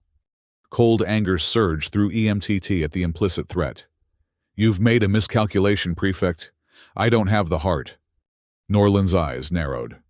"You expect me to believe Era wouldn't keep it with her, or entrust it to her most loyal servant?" "Believe what you want. The fact remains I don't have what you're looking for." The prefect studied him for a long moment before his expression shifted to one of amused understanding. "Ah, you've hidden it, thinking to use it as leverage. A reasonable strategy, if somewhat transparent." He sighed theatrically. "Unfortunately, it necessitates a change in approach." Without warning, Norland drew his ceremonial sword, a motion so swift and fluid that EMTT barely had time to register it before the blade was leveled at his throat. Behind him, he heard the immediate response of weapons being raised as Tara and Dora reacted to the threat. "Stand down," EMTT called to them without taking his eyes off Norland. "This is between the prefect and me." "Finally, something we agree on," Norland said. "I formally invoke the challenge of acquisition, an ancient provision within the same laws that granted you claim to Era's household. As a planetary official, I have the right to challenge any off-worlder who possesses an artifact of historical significance." "I told you I don't have the heart." "But you have knowledge of its location, which constitutes custodial possession under the old laws," Norland countered. "The challenge stands. Accept or face immediate arrest under planetary security protocols, you and your companions." EMTT weighed his limited options. A formal challenge would at least follow established rules, potentially buying time for the others to secure themselves and the data crystal. Refusal would lead to immediate conflict with his group, significantly outmatched in terms of resources and reinforcements. "I accept your challenge," he said finally. "What are the terms?" Norland's expression shifted to one of satisfaction. "Traditional combat as befits the old laws. Swords only to first blood or submission. If you win, you retain all claims currently in your possession. If I win, you relinquish all claims to Era, her household, and most importantly, to the heart of Khadora. And safe passage off Caldoria for everyone in my group if I win," EMTT added, attempting to secure at least some advantage from the situation. After brief consideration, Norland nodded. "Agreed. The challenge will commence at dawn tomorrow at the Hall of Ancestors' neutral ground, overseen by the Council of Elders, to ensure adherence to tradition." "Dawn it is," EMTT confirmed, maintaining a calm he didn't entirely feel. The bargain struck Norland, resheathed his sword, and stepped back. "Until dawn, then. You and your companions are free to go, though I would advise against attempting to leave the planet before our matter is settled. Such an action would be interpreted as forfeit, with all associated consequences." With that, the prefect returned to his transport, his guards maintaining vigilant observation until they had departed. Once they were alone, Tara turned to EMTT with undisguised concern. "You realize he's a master swordsman, trained from childhood in traditional Caldorian combat techniques." "I figured as much," EMTT replied grimly. "But it bought us time and freedom of movement until dawn. Right now, we need to regroup with the others and make sure Lena and the data crystal are secure." They commandeered Norland's abandoned maintenance platform, Dora once again taking the controls. As they lifted off, EMTT gazed toward the distant lights of the spaceport, where the Artemis waited with its malfunctioning fuel pump. One way or another, this bizarre detour on a routine delivery run was approaching its conclusion. The rendezvous site proved to be an abandoned agricultural processing facility on the outskirts of Khadora, its cavernous interior repurposed as a temporary sanctuary. When they arrived, they found Era Mera and Alen attending to a group of about a dozen Caldorians of varying ages, the loyal staff extracted from Norland's detention facility. Harding moved among them, distributing supplies and offering gruff encouragement. Era approached as soon as they entered, her composure intact, but her eyes revealing genuine concern. "You encountered Norland." "News travels fast," EMTT observed. Harding's surveillance network detected official transmissions about a challenge being registered with the Council of Elders. Her gaze intensified. You accepted. It seemed like the best option at the time, limited the immediate danger to everyone. Era's expression remained carefully neutral, but her hands clasped together tightly, betraying inner tension. Norland has been Eastern champion in formal combat for 3 consecutive cycles. He's renowned for his thoroughness in dispatching opponents. Meaning he doesn't just defeat them, he humiliates them, Harding clarified, joining the conversation. Sometimes permanently. Thanks for the vote of confidence, EMTT replied dryly. Any good news to share? Actually, yes, Harding said. Lena made it back to the Haven with the data crystal confirmed secure. And I've got people working on your ship, real engineers, not the saboteurs Norland sent the first time. Saboteurs. EMTT's suspicions were confirmed. So the fuel pump failure wasn't an accident. Standard Norland tactic, Dora explained. Temporary incapacitation to allow for intelligence gathering and strategic positioning. EMTT absorbed this information, then turned back to Era. What's the plan for the staff? They'll remain here until transport can be arranged to Allied territories, she replied. Harding has connections with smugglers who specialize in political refugees. The term political refugees struck EMTT as significant an acknowledgement that returning to normal life in Khadora was no longer an option for anyone associated with Era's household. The implications of what had begun as a simple misunderstanding continued to expand, affecting more lives and creating more complications. And the challenge at dawn, he asked, returning to the most immediate concern. We're working on options, Harding said cryptically. In the meantime, you should rest. Tara can give you some basic sword instruction, not enough to match Norland's skill, but perhaps enough to survive the first few exchanges. As the others dispersed to their various tasks, Era remained studying EMTT with an unreadable expression. You had no obligation to accept this challenge. You could have attempted escape, perhaps even succeeded. EMTT shrugged. And leave you and your people to Norland's protection. Not much of a choice. Nevertheless, it was a choice many would not have made. She hesitated, then added, I misjudged you when we first met. I saw only an Earther disrupting ceremonial protocol, not someone who would risk himself for others. Don't canonize me yet, EMTT cautioned. I haven't actually won anything. A ghost of a smile touched Era's lips. Indeed. But intention matters, despite what I said during our first encounter. With that enigmatic statement, she moved away to assist with caring for her recovered staff. The hours before dawn passed quickly. Tara provided crash course instruction in Kaldorian sword techniques, focusing on defensive maneuvers and energy conservation, rather than attempting to impart offensive skills that would take years to master. EMTT proved a quick study, his natural reflexes compensating somewhat for his lack of formal training. Meanwhile, Harding, Dora, and Lena, who arrived safely from the Haven, collaborated on contingency plans analyzing the Hall of Ancestors layout and security protocols. Era worked with Mira and Ellen to prepare traditional garments suitable for the formal challenge. Apparently even potential death had a dress code in Kaldorian culture. As the first hints of dawn colored the sky, they assembled one final time before departing for the hall. EMTT had donned the ceremonial attire provided by Era, a surprisingly comfortable combination of fitted armor panels and flowing fabric, all in deep blue with silver accents. The colors of my house, Era explained when he commented on the design. By wearing them, you visibly reinforce your claim as my custodian. The term clearly caused her discomfort, reminding them both of the absurd legal situation that had initiated this chain of events. EMTT offered a reassuring smile. Temporary custodian. Once we're off-planet, we can sort out a more equitable arrangement.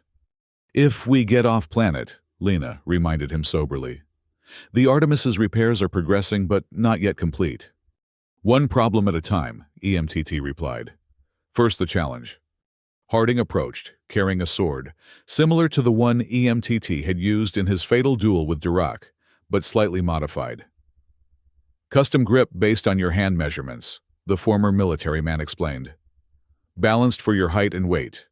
Won't make you a master overnight, but should feel more natural than a standard Kaldorian blade. EMTT accepted the weapon, testing its weight and balance. It did indeed feel more comfortable than the one he'd used previously, responding more intuitively to his movements. Thank you. Don't thank me yet, Harding said grimly. Just try not to die. With those encouraging words, they departed for the Hall of Ancestors, traveling in an unmarked transport arranged by Harding. The city was still transitioning from night to day, the streets relatively empty, as they progressed toward the central governmental district where the hall stood, an imposing structure of ancient stone and metal, its spires reaching toward the gradually lightening sky. A small crowd had already gathered outside the hall, officials, nobles, and other individuals of sufficient status to have been notified of the challenge. EMTT recognized the elder who had overseen his duel with Dirac, now dressed in even more elaborate ceremonial attire that identified him as a member of the council. As they approached the entrance, the elder stepped forward to meet them. The Earth Champion arrives. The council acknowledges his prompt attendance. His gaze moved to Era and the others. Lady Era and her household may witness from the observation gallery. Armed attendants must surrender weapons before entering. Terra hesitated clearly, reluctant to disarm, but Era nodded slightly, and the former military operative complied, surrendering her visible weapons to the security officials. EMTT suspected she retained concealed options, but said nothing. The interior of the hall was a vast circular chamber, with tiered seating surrounding a central arena. Ancient banners representing various noble houses hung from the high ceiling, and elaborate stone carvings depicted historical events significant to Kaldorian culture. The morning light filtered through crystalline apertures in the domed roof, creating patterns of colored illumination across the arena floor. Prefect Norland was already present, engaged in what appeared to be meditation or preparation at one edge of the arena. His ceremonial attire was similar to EMTT's in design, but colored in the gray-green of the Eastern Prefecture, with gold accents that caught the light as he moved. His sword, longer and slightly curved compared to EMTT's straightened blade, rested on a ceremonial stand before him. The elder who had greeted them took position at the center of the arena and raised his arms. Immediately, all ambient conversation ceased. We convene in accordance with the old laws to witness the challenge of acquisition between Prefect Caleb Norland of the Eastern Prefecture and EMTT Dunn of Earth. The elder announced, his voice carrying easily in the acoustically engineered space. The terms have been registered: victory through first blood or submission, with all current claims of the defeated transferring to the victor. The elder turned to address EMTT directly. Earth Champion, do you enter this arena of your own volition, understanding the terms and potential consequences? I do, EMTT confirmed, keeping his voice steady despite the tension building within him. The elder then turned to Norland. Prefect Norland, do you enter this arena of your own volition, understanding the terms and potential consequences?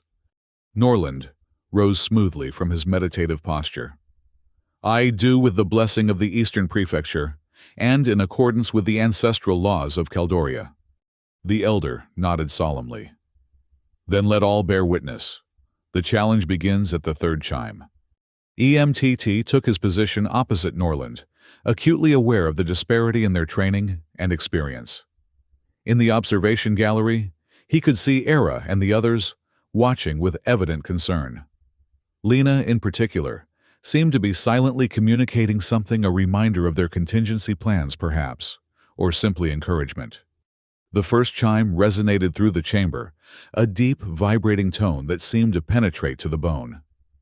EMTT focused on his breathing, recalling Terra's instruction to maintain calm and conserve energy. The second chime followed, slightly higher in pitch, but equally resonant. Across the arena, Norland assumed a traditional Kaldorian combat stance, his expression revealing nothing but cold determination. The third chime, higher, still signaled the commencement of combat. Norland moved immediately, covering the distance between them with alarming speed. His first strike was clearly a test, powerful but straightforward, allowing EMTT to deflect it, using the defensive techniques Tara had emphasized. "Adequate," Norland commented, circling smoothly. "Your reflexes serve you well for an amateur." EMTT didn't respond, recognizing the attempt to disrupt his concentration. He maintained defensive positioning, watching Norland's movements carefully for patterns or tendencies that might provide an advantage. The prefect's next series of attacks came more quickly, each strike flowing into the next with liquid precision. EMTT managed to deflect or avoid most, but one caught him across the shoulder, slicing through the ceremonial fabric, but barely grazing the skin beneath, not deep enough to constitute first blood under the formal rules. "Your defensive instincts are surprisingly developed," Norland observed, seeming genuinely curious. "Yet you make no offensive moves. Do you hope to tire me? A futile strategy. I have trained for endurance since childhood." Again, EMTT remained silent, focusing on survival rather than repartee. He had no illusions about winning through superior skill. His only hope lay in identifying an opportunity, a moment of overconfidence, or a minor mistake that might allow for a lucky strike. The combat continued, gradually increasing in intensity. Norland's attacks became more varied and complex, forcing EMTT to rely increasingly on instinct, rather than Tara's hastily imparted techniques. Sweat beaded on his forehead as he narrowly avoided a thrust that would have ended the challenge instantaneously had it connected. In the observation gallery, Era watched with growing concern as the disparity in skill became increasingly apparent. EMTT was performing better than anyone might have expected, given his lack of training, but Norland was clearly toying with him, demonstrating superiority without yet pressing for victory. "He's prolonging the spectacle," Lena whispered to Era, "making it a public humiliation rather than a simple defeat." Era's expression hardened. As is his way. Norland has always valued the theatrical aspects of power. Below, the combat had momentarily paused as the combatants circled each other. EMTT was visibly tiring, his defensive movements becoming fractionally slower with each exchange. Norland, in contrast, appeared barely affected by the exertion. "Perhaps it's time to conclude this demonstration," the prefect said, loud enough for the audience to hear. "You've provided adequate entertainment, Earther, but my schedule requires attention to more significant matters." With that declaration, Norland launched a new series of attacks, faster, more precisely targeted, and clearly intended to end the challenge. EMTT defended desperately, but his fatigue was becoming a critical factor. A particularly aggressive thrust forced him to overextend, creating an opening that Norland immediately exploited. The prefect's blade sliced across EMTT's forearm, drawing blood, the technical requirement for victory. The elder stepped forward, raising a hand to signal the conclusion of combat, but Norland continued his attack, driving EMTT backward with a barrage of strikes that went well beyond the bounds of the formal challenge. "Enough!" the elder called out. "First blood has been drawn, the challenge is decided." Norland ignored the elder's pronouncement, pressing his advantage with increasingly vicious attacks. His expression had transformed from cold calculation to something more disturbing, a kind of exultant cruelty, as if EMTT's defeat merely opened the door to something more satisfying. EMTT, despite the official end of the challenge, was forced to continue defending himself against Norland's onslaught. A particularly powerful blow knocked his sword aside, leaving him momentarily defenseless. The prefect seized the opportunity, driving his blade toward EMTT's chest in what would clearly be a fatal strike if completed. In that critical moment, EMTT's survival instinct took precedence over formal combat protocols. He dropped and rolled, avoiding the thrust by inches, then swept Norland's legs from beneath him, using a technique that owed more to Earth Street fighting than Kaldorian swordsmanship. The unexpected maneuver caught Norland by surprise. He stumbled momentarily off balance, and EMTT capitalized on the opening by regaining his feet and assuming a defensive stance. The audience's reaction was immediate gasps and murmurs at this departure from traditional combat forms. "The challenge is concluded," the elder repeated more forcefully.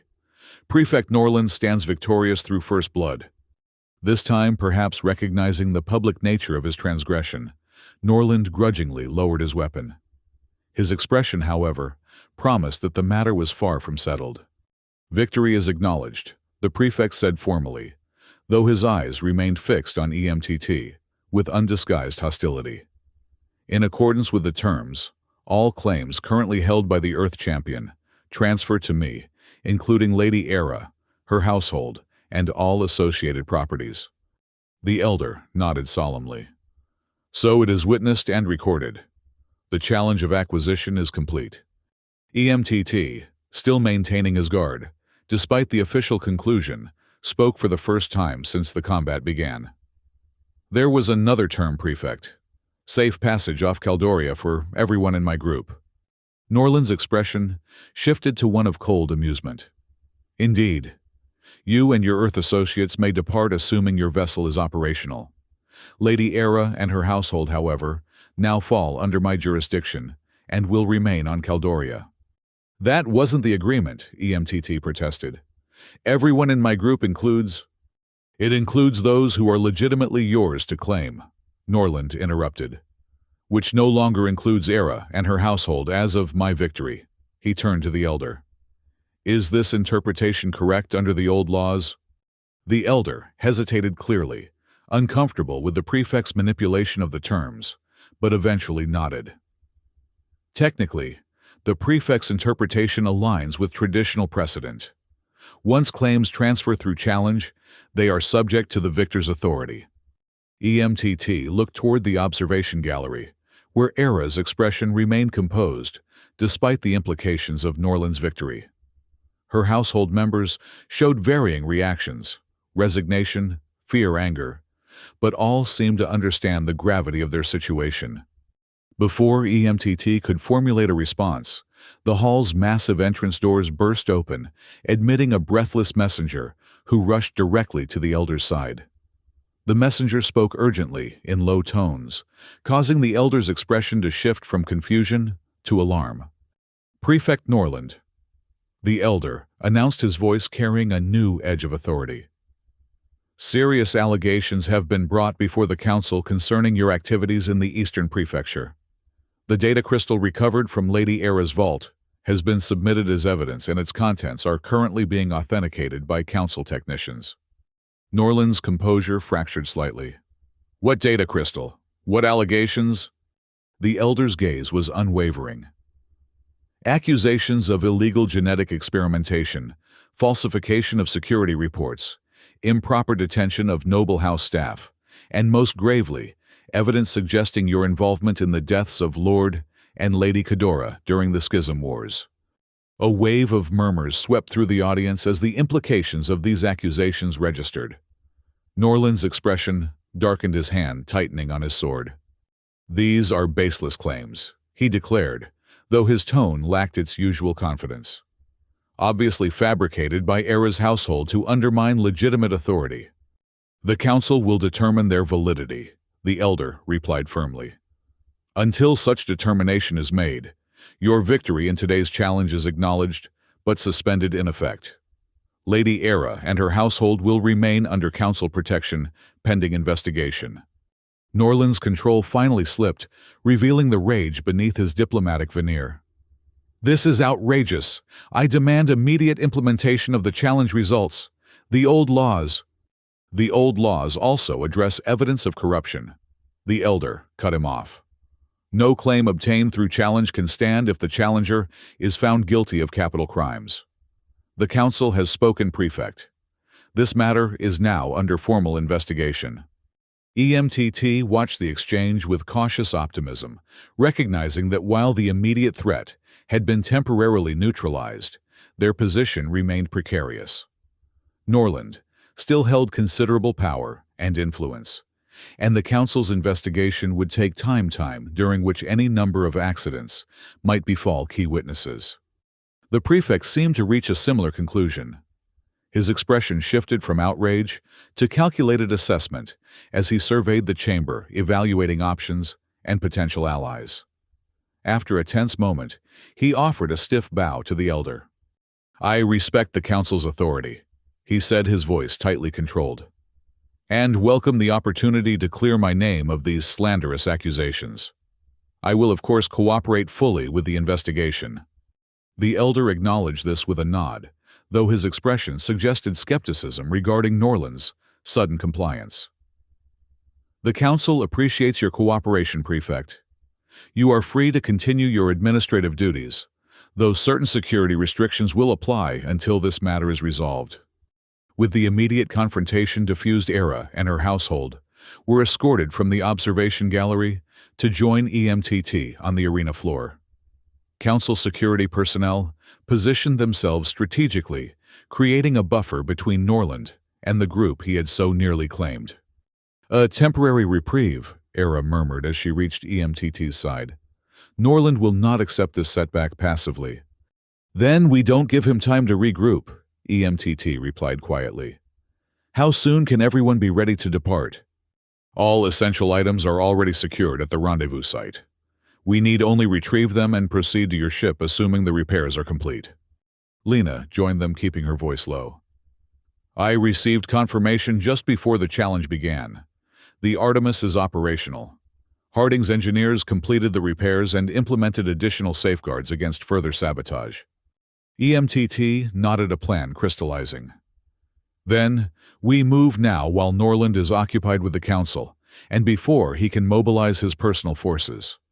Under the pretense of seeking medical attention for EMTT's arm wound, they secured permission to leave the hall, escorted by Council security, as a precaution against Norland's potential interference. The escort accompanied them to a public medical facility, where EMTT's injury was efficiently treated, a minor cut that would heal cleanly, according to the Caldorian physician. From there, they made their way to the rendezvous site, picking up the recovered staff members and collecting the few possessions that had been hastily gathered during their various operations. Harding met them with updated security information and transportation to the spaceport. "Norland's people are scrambling," the innkeeper reported. "The Council's investigation has thrown them into disarray, with various factions positioning themselves for potential fallout. It's created a temporary blind spot in their surveillance networks." "How temporary?" EMTT asked as they loaded equipment into the transport vehicles. "Hours at most. By nightfall, they'll have reorganized and implemented contingency protocols." Harding's expression was grim. "And Norland himself is already maneuvering, calling in favors, activating sleeper agents, preparing for either vindication or escape." EMTT nodded his understanding. "Then we don't waste this window." The journey to the spaceport was tense, but uneventful, further evidence of the confusion Norland's forces were experiencing. The Artemis, when they reached it, showed signs of the extensive work Harding's engineers had performed. New components gleamed among the weathered systems, and security modifications were visible around key access points. "She'll fly," Harding confirmed, as EMTT conducted a visual inspection. "But there's a complication: passenger capacity. The Artemis is a cargo vessel with limited accommodation. Even with modifications, it can safely transport only 6, including the pilot." EMTT looked at their group: Era, her 5 maids, the dozen staff members, and Harding himself. 14 plus me. That's a problem. "I've arranged alternative transport for most of the staff," Harding explained. "Smuggler friends who owe me favors. They'll rendezvous at Echo Station in the Centauri system, neutral territory where Norland has limited influence." That reduced their immediate transport needs to 7, still 1 more than the Artemis could safely accommodate. EMTT turned to Era, who had been listening to the exchange with her characteristic composed attention. "We need to make a difficult decision," he began, but Era raised a hand to stop him. "I've anticipated this issue," she said. Lena, Tara, and Dora will remain with the Artemis, assisting with necessary operations and security. Mira, Ellen, and I will depart on the first available secure transport to join the others at Echo Station. EMTT frowned. Splitting up increases risk, especially for your group. If Norland's people intercept you, the Council's protection extends to official transportation networks, ERA explained. There's a diplomatic vessel departing for the Centauri system within hours. Harding has secured places for us through his connections. EMTT looked to Harding for confirmation, and the innkeeper nodded. Council security is thorough. They take threats to protected witnesses seriously, especially ones of ERA's status. It's actually safer than trying to squeeze everyone onto the Artemis. Though still uncomfortable with the arrangement, EMTT recognized the practical necessity. The clock was ticking on their window of opportunity, and perfect solutions were a luxury they couldn't afford. All right, he conceded, but we maintain communication and rendezvous at Echo Station as planned. The next hour was a flurry of final preparations, loading essential supplies, performing pre-flight checks on the Artemis, and coordinating communication protocols for their separated groups. Throughout it all, EMTT was acutely aware of ERA's presence, her quiet efficiency in orchestrating her household's arrangements, her composed acceptance of necessary risks. As the moment of departure approached, ERA drew EMTT aside, away from the others who were engaged in final tasks. For the first time since he had met her, she seemed slightly hesitant, her customary poise giving way to something more vulnerable. "I must thank you," she said, her golden eyes meeting his directly. "Not only for today's efforts, but for all you have endured since our first unfortunate encounter. You accepted responsibilities that were thrust upon you without consent, risked yourself for people you had no obligation to protect." EMTT shook his head slightly. "Don't thank me yet. We're not safely away, and this whole situation is still—" He trailed off, unable to adequately characterize the bizarre chain of events that had brought them to this point. Nevertheless, ERA continued, "I want you to know that whatever legal absurdity initiated our association, my respect for you is genuine, as is my—" She hesitated, searching for the right word. "My affection." Before EMTT could respond, she leaned forward and kissed him, a brief, gentle contact that nonetheless conveyed surprising depth of feeling. When she pulled back, her expression had returned to its usual composed dignity, though a faint darkening of her blue skin suggested the Kaldorian equivalent of a blush. "Until Echo Station," she said, simply, then turned and rejoined Mira and Ellen, who were preparing to depart for the diplomatic vessel. EMTT watched them leave, a complex mix of emotions swirling within him. The entire situation remained surreal, from accidental insult to ritual combat to political conspiracy, and now this unexpected personal connection. He had no idea how to classify what had developed between himself and ERA, nor what the future might hold for such an unusual relationship. Lena's voice brought him back to the immediate present. "Final checks complete. The Artemis is ready for departure." EMTT nodded, forcing his attention back to the practical matters at hand. "Let's get moving then. Our window won't stay open forever." The departure sequence proceeded smoothly, with Lena proving unexpectedly knowledgeable about Earth vessel operations. As they cleared Dora's atmosphere and established a stable orbit, EMTT finally allowed himself to relax fractionally, though he knew they weren't truly safe until they were well beyond Kaldorian space.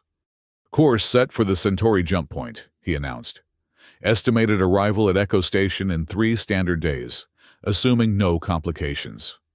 Tara, monitoring security systems from the co-pilot position, suddenly tensed. "Speaking of complications, we have a pursuit craft on an intercept vector. Military-grade weapons active." Norland, EMTT asked, already adjusting controls to prepare for evasive maneuvers. "Likely," Dora confirmed from the communication station. "The signature matches his personal security detail. They must have slipped past the Council's surveillance network." EMTT assessed their options. The Artemis, While primarily a cargo vessel had been designed with the realities of occasionally hostile space lanes in mind. It possessed decent maneuverability for its class and modest defensive capabilities. Against a dedicated military craft, however, their advantages were limited. Prepare for emergency jump, he instructed, activating rarely used systems that would allow them to enter superlight travel directly from planetary orbit, a risky maneuver typically reserved for extreme circumstances. The calculations will take time, Lena warned, already working at the navigation terminal. At least 3 minutes to align coordinates safely.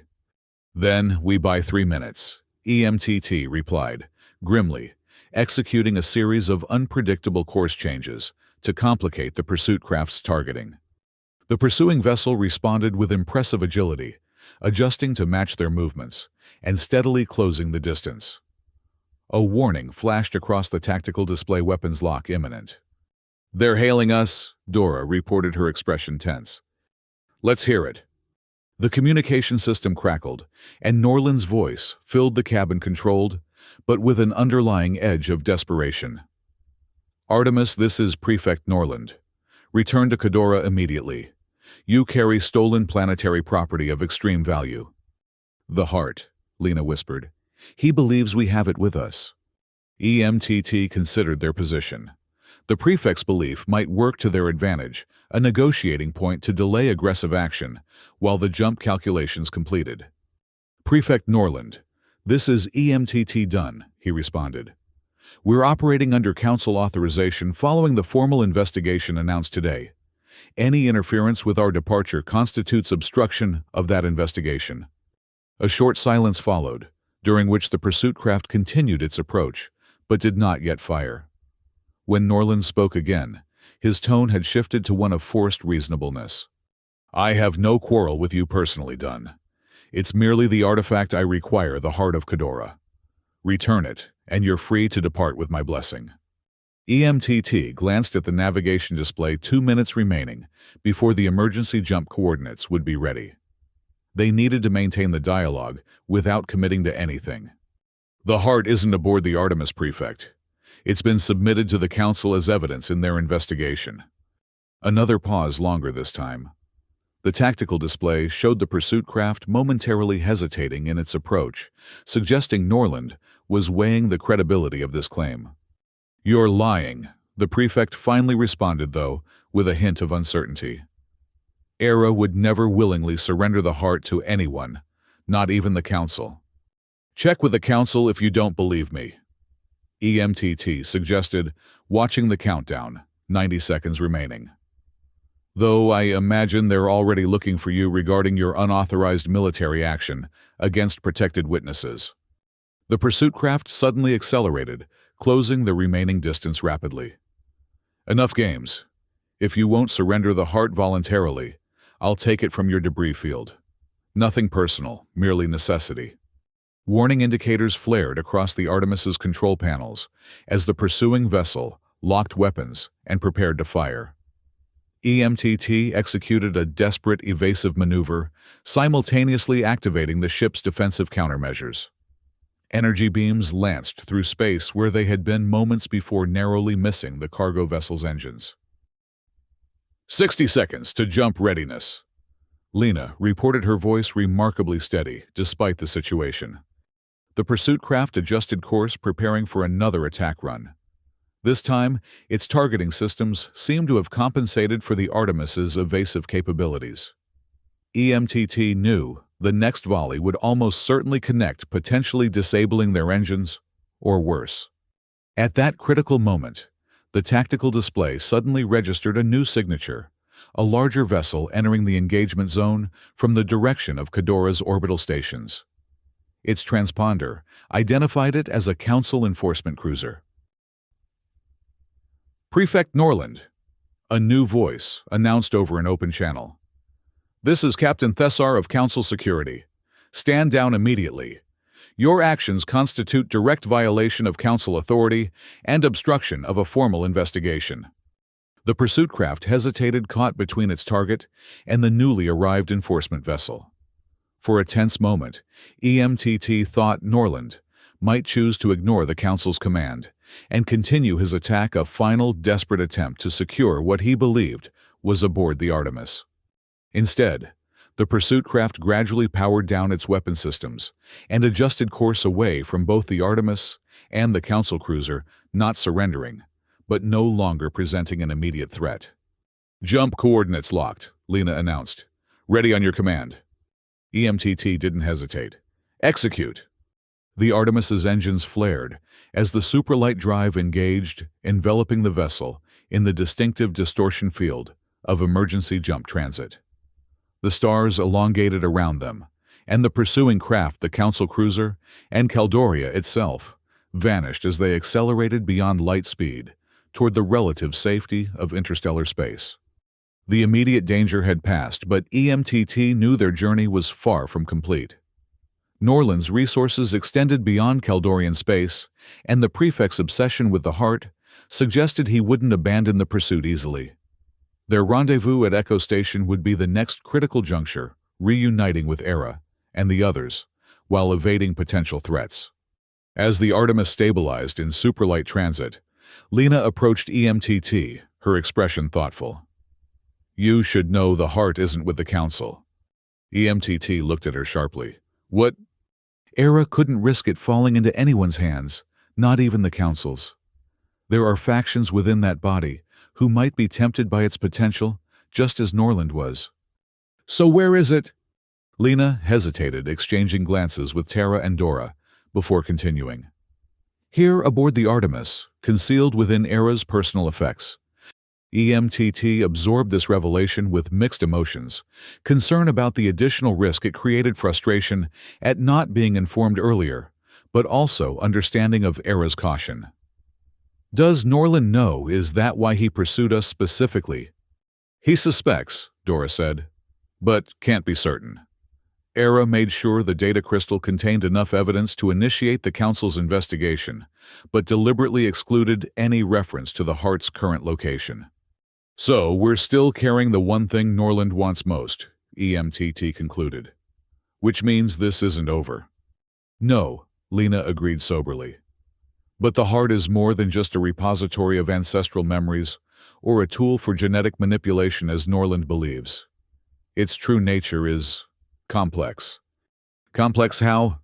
Instead of answering directly, Lena retrieved a small case from the cargo compartment, the same container in which EMTT had seen Era store the cube briefly during their meeting at Harding's Haven. She opened it carefully, revealing the heart in all its uncanny beauty, a crystalline cube that seemed to glow from within its surface, shifting through various shades of blue. "The heart creates connections," Lena explained, her voice taking on a reverential quality. "Not just genetic continuity between generations, but deeper bonds, telepathic links between compatible individuals who have been exposed to its influence." EMTT looked at the cube with new wariness. "And I've been exposed." "We all have," Tara confirmed. "During our time together at Harding's while planning our operations. The heart was active then, though subtly." "Active. What does that mean for us practically?" Lena's expression softened. "It means we're beginning to develop a collective awareness, the ability to sense each other's emotions, sometimes even thoughts across significant distances." As if to demonstrate, Lena closed her eyes briefly, her expression becoming distant. "Era, Mira, and Ellen are safely aboard the diplomatic vessel. They've departed Caldoria and entered secure transit. Era is thinking of you, concerned for our safety but also hopeful." EMTT stared at her, uncertain whether to be amazed or disturbed by this development. "You can communicate with them right now." "Not precisely communicate," Lena clarified. "More like sense impressions, emotional states, occasionally distinct thoughts if they're particularly focused or intense. The connection grows stronger with time and proximity." Dora joined the conversation, her typically reserved demeanor softening slightly. "The heart doesn't control or manipulate. It merely facilitates connections that might otherwise take years to develop naturally. Think of it as accelerated empathy." EMTT tried to process this information simultaneously, considering its implications for their current situation and the broader future. If Norland had understood the heart's true capabilities, not as a tool for genetic modification, but as a means of creating psychic bonds, his obsession made even more sense. Such technology, weaponized or exploited, could have devastating applications. "Does this connection extend to everyone exposed to the heart?" he asked. "Could Norland use it to track us if he obtained it?" "No," Lena assured him. "The connections only form between compatible individuals with mutual contact during the heart's active phase. Norland has never experienced direct exposure in that state." EMTT nodded, relieved on that point at least. Still, the revelation of this unexpected bond added yet another layer of complexity to their already complicated situation. As the designated owner of Era and her household under Kaldorian law, he now shared a growing psychic connection with them as well. "I can sense your concerns," Lena said gently. "About the nature of our relationship, about the legal fictions that brought us together, about what happens once we're beyond Kaldorian jurisdiction." "You don't need telepathy to recognize those concerns," EMTT replied, with a wry smile. "They're pretty obvious given the circumstances." Lena returned the smile. "True, but I can also sense that beneath those rational concerns there's genuine care developing. For Era, certainly, but for all of us in different ways." EMTT couldn't deny it. Despite the absurdity of their situation, he had indeed developed connections with these women, respect for their competence and courage, admiration for their loyalty to each other, and yes, more personal feelings that defied simple categorization. "What happens when we reach Echo Station?" he asked, partly to redirect the conversation away from emotional territory he wasn't entirely prepared to navigate. "From a practical perspective, I mean." "We reunite with the others," Dora replied. "From there, assuming no immediate threats materialize, we have options. Some of Era's staff may choose to resettle in Centauri territories, where Kaldorian expatriate communities already exist. Others might seek opportunities elsewhere in Earth-aligned systems. And Era, the five of you." Terra, who had remained largely silent during the discussion of the heart, spoke with unexpected directness. "That depends partly on you. The legal claim established on Caldoria becomes meaningless, beyond their jurisdiction, of course. But the connections formed both conventional and through the heart remain." The implication was clear. Whatever formal arrangement had been forced upon them by Kaldorian law, their future relationship would be determined by mutual choice, rather than external dictates. "I'm not looking to own anyone," EMTT said firmly. "Never was." "We know," Lena assured him. "But perhaps given time and the right circumstances you might be open to leading a rather unconventional family." The suggestion caught EMTT off guard, though perhaps it shouldn't have. The events of the past days had already demonstrated that his life had veered irreversibly from its former predictable course. Why should its future trajectory be any more conventional? Before he could formulate a response, Dora's attention suddenly shifted to her monitoring equipment. "Unusual energy readings from the heart," she reported. "It's becoming more active." Lena moved to examine the cube, which had indeed begun to pulse more visibly, its internal glow intensifying. "It's responding to our discussion, to the acknowledgement of our developing bonds." As they watched, the heart's pulsations settled into a steady rhythm that seemed synchronized with their own heartbeats. EMTT felt a strange sensation, a warmth spreading through his consciousness, carrying with it impressions of the others aboard the Artemis, and more distantly of Aramira and Ellen on their separate vessel. It wasn't invasive or controlling as he might have feared. Rather, it felt like an expansion of awareness, an amplification of existing connections being formed through their shared experiences. Most surprisingly, he sensed not only their current emotional states, but also a flicker of something more profound, potential futures, paths they might travel together, if circumstances allowed. The moment passed, the heart's glow subsiding to its previous level, but the impressions lingered. EMTT looked at his companions with new understanding, recognizing that whatever legal fictions had initiated their relationship, something genuine had begun to develop, something worth exploring once their immediate dangers were behind them. 3 days to Echo Station, he said, returning to practical matters, while silently acknowledging the deeper currents now flowing between them. Let's focus on arriving safely. After that, we'll have time to discuss future arrangements.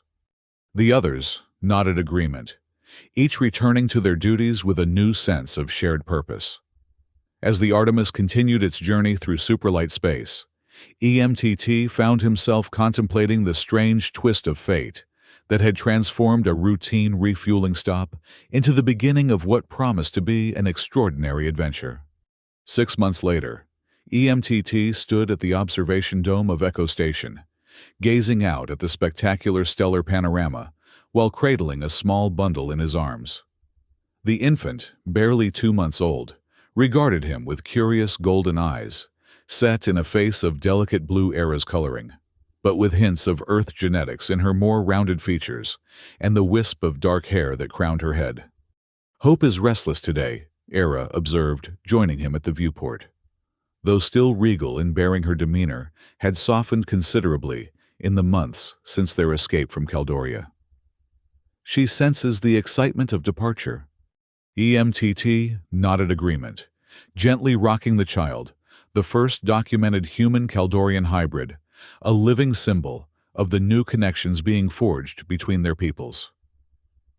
The Artemis is fully prepped. Lena's final modifications have boosted our range by nearly 20%. Impressive, Era remarked. Though I suspect her efficiency is partly motivated by personal interest in reaching Earth as quickly as possible. EMTT smiled at that assessment. The past months had seen their unusual group coalesce into something that defied conventional categorization, not quite a traditional family, yet bound by deeper connections than mere friendship or alliance.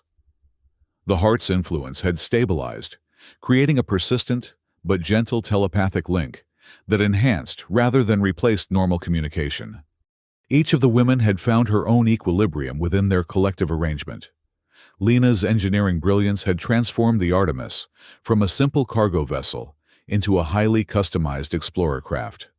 Terra's security expertise ensured their safety in the sometimes lawless frontier zones.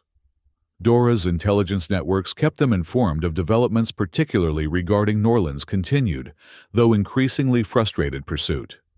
Mira and Ellen, the youngest of Era's former maids, had blossomed in the freedom of their new circumstances, discovering talents and interests that had been suppressed under Caldorian social structures. And Era herself had evolved from distant noblewoman to equal partner, her natural leadership abilities now expressed through collaboration rather than command. As for EMTT, he had adjusted to his unexpected role as the center of this unconventional family with surprising ease. The initial awkwardness had given way to a comfortable dynamic where each member contributed their unique strengths to their collective well-being. Lena says Earth's scientific community is already preparing for our arrival, he commented, returning to the topic of their imminent departure. The documentation we provided about the heart has generated considerable excitement among xenobiologists and cultural exchange specialists. Era's expression grew momentarily concerned. And the security arrangements. Norland may have been politically neutralized on Caldoria, but his allies in the outer systems remain active. Multiple safeguards in place, EMTT assured her. Earth intelligence takes the threat assessment seriously, especially given the potential diplomatic significance of our arrival. Their conversation was interrupted by the arrival of the others, each carrying equipment or supplies for the final stages of departure preparation. Lena approached first, her expression brightening at the sight of Hope. "May I?" she asked, extending her arms. EMTT carefully transferred the infant, who cooed softly as Lena cradled her with practiced ease. Through their shared connection, he could sense the deep affection that flowed between all members of their group and the child, a collective parental bond that transcended biological considerations. Final checks complete. Tara reported her customary vigilance, softened by the domestic scene before her. Security protocols verified at all waypoints to Earth. Our flight path remains classified under diplomatic protocols. And the Heart Era asked. Dora responded, patting a specialized container secured at her side. Stable and inactive. The modified containment field prevents detection by standard scanners without compromising its integrity. Mira and Ellen completed the gathering, bringing news that the station administrator had approved their departure window for the next cycle approximately 2 hours hence. With all practical matters addressed, the group naturally gravitated closer together, forming an intimate circle with Hope at its center. No words were necessary as they shared a moment of quiet communion, their unique bond allowing emotions and thoughts to flow freely between them. Anticipation of Earth, curiosity about how they would be received, lingering concerns about potential threats, all these flowed alongside deeper currents of affection, commitment, and hope for their collective future. When the moment passed, EMTT looked around at these women who had so unexpectedly become his family. What had begun as a legal absurdity imposed by alien customs had evolved into something genuine and precious, a connection that none of them would willingly relinquish. "Time to go home," he said simply. Together, they moved toward the docking bay where the Artemis waited, prepared for the next chapter in their extraordinary journey. As they walked, EMTT reflected on the incredible chain of events that had brought them together. A spilled drink, an ancient law, a desperate fight, a crystalline cube with mysterious properties. Fate, it seemed, had a peculiar sense of humor indeed. But as he watched Hope's tiny hand reach up to touch Lena's cheek, feeling the wave of joy that passed through their collective bond, at the gesture EMTT couldn't find it in himself to regret any of it. The once routine cargo pilot had found something far more valuable than any shipment he might have delivered, a family defined, not by convention, but by choice, bound together by experiences that spanned worlds and challenges that had forged unbreakable connections. As the Artemis broke orbit from Echo Station and set course for Earth, EMTT Dunn, accidental champion, reluctant claimant, and now willing partner and father, looked forward to whatever adventures awaited them among the stars.